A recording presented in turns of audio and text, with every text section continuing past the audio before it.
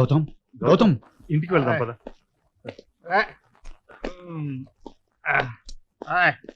నేనేం నడవలేను అనుకుంటున్నారా? అంకుల్ మీరు ఇంకా పడుకోలేదా? వాడు రాందే నాకు నిద్ర ఎలా వస్తుందయ్యా? తీసుకెళ్లి పడుకోబెట్టండి. నాకెవరి హెల్ప్ అక్కర్లేదు, అలాగే నేనే వెళ్ళగలను.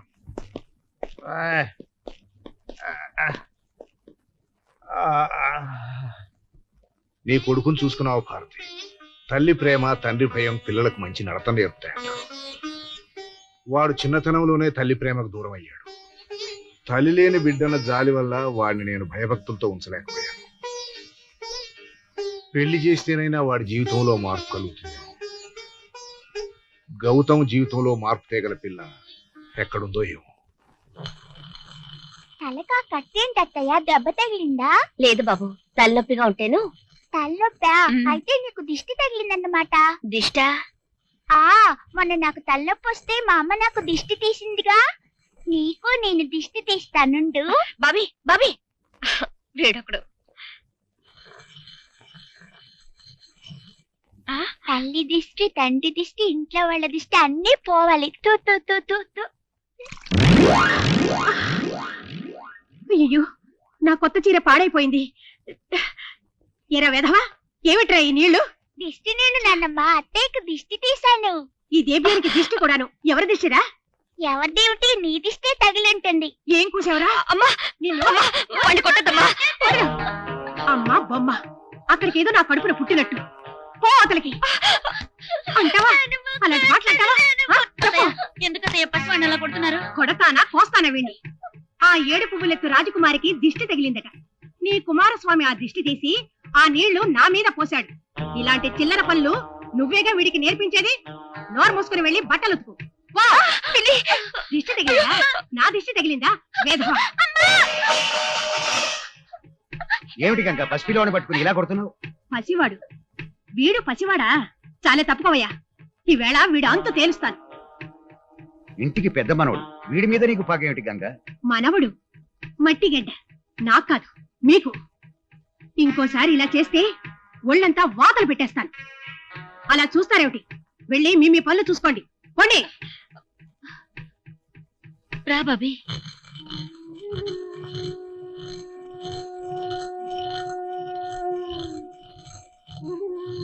ఏమిటమ్మా సీత? తలనొప్పిగా ఉంది నాన్న. అయితే నువ్వు తప్పుకో, నే విసురుతాను. వద్దులే. ఏమిటమ్మా, ఈ పనికి కూడా నేను పనికిరానా? అలాగని కాదు నాన్న, ఈ పని మీరు చేసినందుకన్నా నేను చేయనందుకు పిన్నితో దెబ్బలో తిట్లో తినాల్సి వస్తుంది. దీనికి అంతటికీ కారణం నేనేనమ్మా. తన పవిత్ర జలాలతో మిమ్మల్ని సేద తీర్చే గంగమ్మ తల్లి అవుతుందనుకున్నాను, కానీ ఇలా పూనకం పూనినట్టు జీవుల్ని బలి తీసుకునే గంగానమ్మ అని అనుకోలేదు. నా తప్పుకు మీరు శిక్ష అనుభవిస్తున్నారమ్మా, మీరు శిక్ష అనుభవిస్తున్నారు. నాన్న ఊరుకో నాన్న, ఊరుకో. నీ బిడ్డలుగా ఎంత కష్టమైనా సహించగలం గాని ఆ కష్టానికి నీ కన్నీళ్లు కూడా తోడైతే తట్టుకోలేవు నాన్న. అమ్మ సీత. గురువా, ఓ గురువా, లే గురువా, 11:30 దాటిపోయింది. అప్పుడే 11:30 అయిందా డాడీ? ఆయన ఫ్యాక్టరీకి వెళ్ళి 1 గంట దాటింది. అలాగా? అవును, రాత్రి ఏం జరిగిందో నాకు గుర్తులేదురా. నేను ఎన్ని గంటలకు వచ్చి పడుకున్నాను? నువ్వు వచ్చి పడుకున్నావా? నువ్వెక్కడొస్తావు గురు? మేమే నేను తీసుకొచ్చాం. 1 గంట దాటిపోయింది. చచ్చా, ఏమైనా సరే ఇక ముందు ఇంత లేట్ నైట్స్ అవ్వకూడదురా. ఇవి రోజు అనుకునే మాటలే గానీ లేచి త్వరగా బ్రష్ చేసుకో. మన వినోద్ గాడు నీతో ఇది పని ఉందని బయట వెయిట్ చేస్తున్నాడు. 1 minute. ఎరా వినోద్, మా చెల్లెలి పెళ్లికి ముహూర్తం పెట్టుకున్నాం. కట్నాల దగ్గర కొంచెం ఇబ్బంది వచ్చింది. ఒక 50,000 లేకపోతే పెళ్లి ఆగిపోతుంది గౌతమ్. ఏమిట్రా మాటలు? ఎందుకు ఆగిపోతుంది పెళ్లి? ఆ మాత్రం సాయం చేయడానికి నేను లేను. నీకు శ్రమిస్తున్నానేమో. ఇందులో శ్రమే ఉందిరా. నీ చెల్లెలు నా చెల్లెలు కదా, ఆ మాత్రం సాయం చేయవలసిన బాధ్యత నాకు లేదా? ఉండి ఇప్పుడే వస్తాను.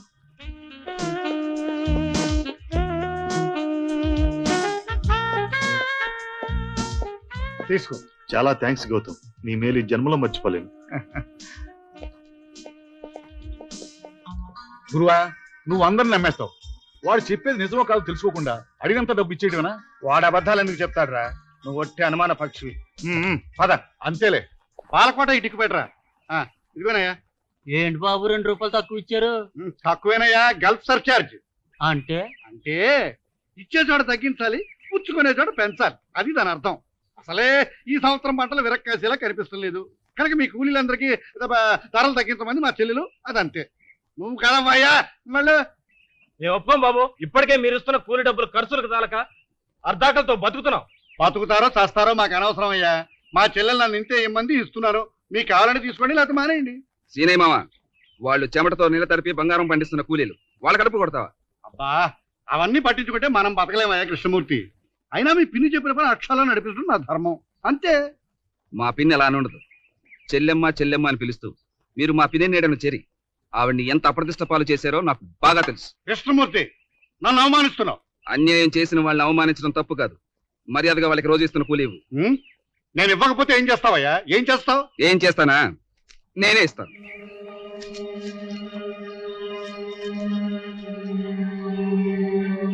కృష్ణమూర్తి, నేను తేనె తుట్టలాంటి వాడిని. నన్నే కదిలించావు కదూ. నిన్నెక్కడ కుట్టాలో అక్కడ కుడతాను, ఎక్కడ కొట్టాలో అక్కడ కొడతాను. అమ్మగారు, గంగానమ్మ గారు. ఓ నువ్వా అప్పన్నా? వడ్డీ డబ్బులు తెచ్చావా? అసలు ఏడాది వడ్డీ మొత్తం తెచ్చాను అమ్మగారు. ఈ పైకం తీసుకుని మీ దగ్గర తాకట్టు పెట్టి తాళుబుట్టు ఇప్పించండి. ఏమిటి 1 నెల వడ్డీ తక్కువగా తెచ్చావు? తక్కువేటమ్మగారు, 12 నెలల వడ్డీ లెక్కటి తెచ్చాగా. ఏడాదికి 12 నెలలు ఇంగ్లీషు లెక్క. మన తెలుగు ప్రకారం ఈ సంవత్సరానికి 13 నెలలు. ఈ 7 వైశాఖ మాసం అధిక మాసం వచ్చింది తెలుసా? ఆ అధిక మాసం నెల వడ్డీ కూడా ఇచ్చి నీ నగ నిక్షేపంగా తీసుకువెళ్ళు. అధిక మాసానికి వడ్డీ అడగటం అన్యాయం పిన్ని. వడ్డీ తీసుకోవడం అన్యాయం ఏమిటి? ఆ 7 కొండల వాడే వడ్డీ కాసుల వాడు. భక్తితో గాని భయపడే ఇవ్వమని ఆ భగవంతుడు కూడా చెప్పలేదు పిన్ని. అసలు తాలిపట్టు తాకట్టు పెట్టుకోవటం అన్యాయం, పైగా అధిక వడ్డీ గుంచడం అంతకన్నా అధర్మం. ఈ పేదవాళ్ళు కడుపు కొట్టి ఎందుకు పాపం మూట కట్టుకుంటావు? ఈ పాపాలు నన్నేమీ చేయవు. నేను పుణ్యం కట్టుకుని పుట్టినందుకు ఇంత ఐశ్వర్యం అనుభవిస్తున్నాను. మీ అమ్మ పాపాత్మురాలు, ఏమి అనుభవించకుండా పోయి చేరింది. అమ్మ సంగతి ఎందుకు ఎత్తుతావు పిన్ని? చనిపోయి ఏ స్వర్గానం ఉందో కనీసం ఆమె ఆశీర్వాదమైనా లేకుండా చేసుకుంటావు ఎందుకు? మీ అమ్మ ఆశీర్వాదము వద్దు, ఆ అమ్మ కొడుకువి నీ అడ్డంకి నాకొద్దు. నా వ్యాపారం జోలికొచ్చావో మరి అది దక్కదు. పో. ఇంకా నిలబడ్డావేంట్రా? వెళ్ళి అధిక మాస వడ్డీ తీసుకుని రా పో. అలాగేనమ్మా.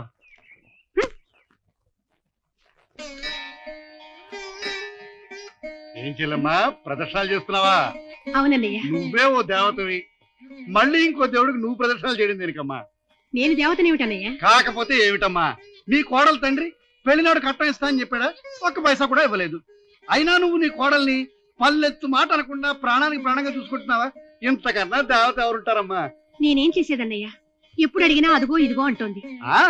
మెత్తన వాళ్ళని చూస్తే మొత్త బుద్ధిని నువ్వు మెత్తగా అడిగావనుకో, వాళ్ళు మొండి చేసి చూపిస్తారు. ఇప్పుడు ఈసారి గట్టిగా అడుగు, ఇవ్వలేదనుకో మీ కోడల్ని మెడబట్టి బయటికి గెంటేసి పుట్టింటికి వెళ్ళి డబ్బు తీసుకురమ్మను, తీసుకొస్తుంది. అయితే ఇవాళ ఆ పని చేస్తాను. వస్తాను. మంచిదమ్మా. కృష్ణమూర్తి, నిప్పు రాజేశాను, ఇంకా అంటుకుంటుంది, చూసుకో.